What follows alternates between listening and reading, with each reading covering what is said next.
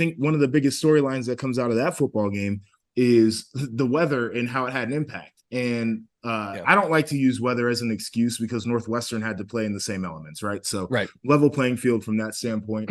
I'm also not stupid, and I understand that the weather probably affects one of the teams more than the other, just in terms of what they like to do game plan wise. Um, Sorry, I had to look something You up here good. real quick.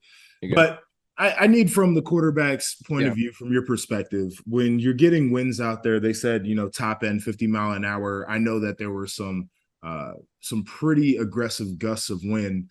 How much does that change your ability and effectiveness in the pass game? Well, it's funny. It depends. There's guys who throw the ball fantastic into the wind. There's an old story from one of my former coaches about Tom Brady. They were playing New England playoff game. It's blowing 40.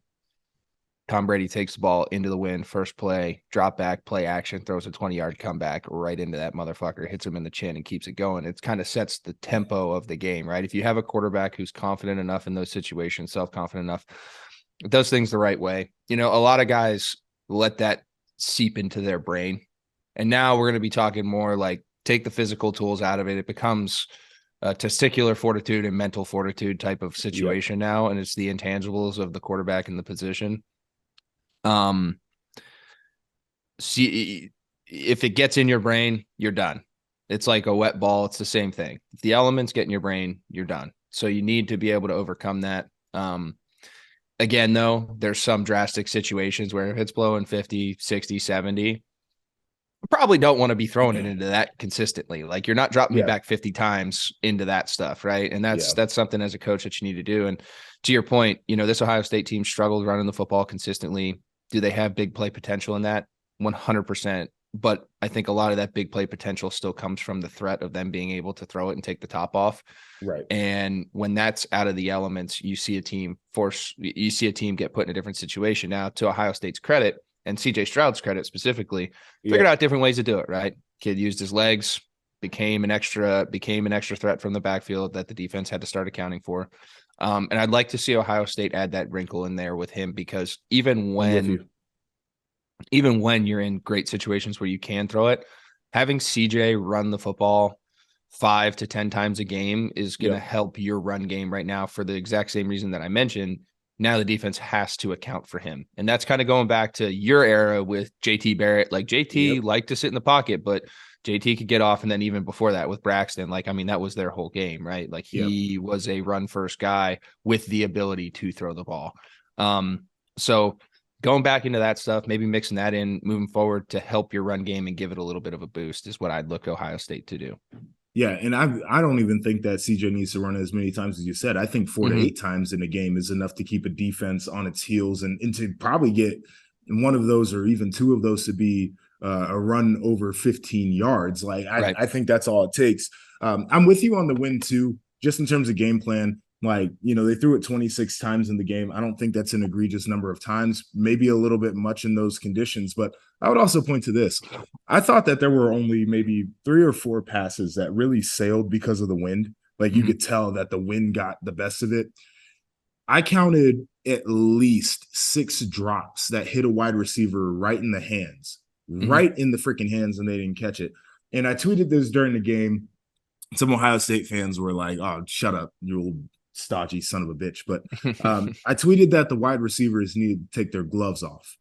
And I don't know if you were ever in a locker room where you had a coach that said, when it's wet and raining outside, the wide receivers should not wear sleeves and they should not wear the gloves. And as you probably know, you spit on them, you rub them together. Once they're dry, they get real tacky. But when they're wet, those things are as slick as can be. Yeah. And, I'm watching the ball go right through these guys' hands, and they're wearing gloves out here. I'm like, bro, let's get old school. Your body, this is me being a weirdo, but your hands, when, for example, you're in a swimming pool, you're in the bathtub too long, they get pruny. They do that because that is your body's natural adaptation to be able to grip things better. Your fingers prune up to grip better when they are wet. So your body has a built-in mechanism to help you when the conditions are not optimal. You know what the gloves don't have? A built-in mechanism to help you when the conditions aren't optimal. And so I sit back and I watch a number of drops that happened in that game. And that's a big part of this game plan. Like, we can talk about win, and obviously that has an impact. But I look at lack of focus, maybe from just a competitive advantage standpoint, like maybe a lack of preparation, and like, okay, what's plan B for our guys when their gloves are slick? Yeah. And so that's the thing that probably chapped my ass the most about this. But you dive into the run game, and I think that it was much uglier than the stats actually provide, because when you really get down to it, and there are long runs in there, but every team in their rushing total, long runs account for what they do. They ran it for 6 yards a carry. Like, that's a good number, and especially when CJ started running it. What Northwestern did defensively, I thought was the best game plan they've had all year. In terms of, they're good for like one of those a year against a really good team. For one, no matter what their record is, no matter how they're playing, they're good for one of those a year. They are, but it was defensive line, get vertical, like doesn't matter if you get behind in a gap, get vertical. Linebackers run through where you see space, and the safeties were just creeping down to the line of scrimmage, and they're running through as well. And once CJ started pulling the ball, the linebackers and the safeties are like, coach, we can't do this like this. And that is exactly what you need, just that hesitation, because then CJ had his run, and next thing you know, Mayan Williams is breaking off a big run for a touchdown. Next thing you know, Emeka Egbuka can get in there and he can have himself a nice run on an end around. Like, all of a sudden, it's a whole new wide open offense in terms of the run game. CJ Stroud has to run the football. It's a non-negotiable from this point forward to me. You make a great point, and I think you can attest to this as a defender. Like, that split second, especially when you're dealing with an athlete like Mayan Williams, when you're dealing with an athlete like Travion Henderson, and then flip it on the other side. Other guys around the conference: Blake Corum, Nick Singleton, Chase Brown. That half a second is a lifetime when you're talking to a linebacker and being able to be in position, or it becomes an arm tackle that he runs through, right? Yep.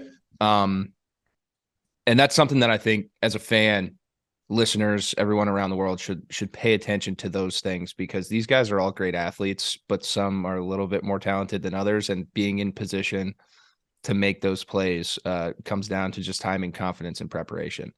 And also, the Bill Nye the Science Guy, Joshua Perry, coming out here with some science lessons was fantastic. And the one thing I will say about that is you got to go with the old school Newman leathers in the rain. You need the leathers in the ring, and they don't have it on. They don't have it. Get you some Newmans. You guys, Marvin Harrison Jr. He should know that, because his daddy played in that NFL. Yep. The NFL's got the plug with those. Scratch out that end, put a check on it, get your guy to draw a check on it, and here we go. That's the thing. You just put the tape around the deal and you draw the check on it. I'm totally with you there. And the thing about the leather, man, that is a natural fiber. That is a natural textile. So that's one. I'm with you, but it's so funny because, I'm 28 years old, but I feel like we're super old school when it comes to philosophy and stuff like that. And it's really that idea of I had coaches that used to say, when it's wet out, you're not wearing sleeves, because the ball can come loose on it. Even when it's cold out. Yeah. You're going to slip off of tackles. Yeah. When the elements aren't right, you got to take those gloves off. If you think you're going to be able to grip the football, you're stupid. So anyway, that's me being on my old man soapbox during the game. People were like, "Oh, shut up!" But I had to get that off my chest. It was pissing me off.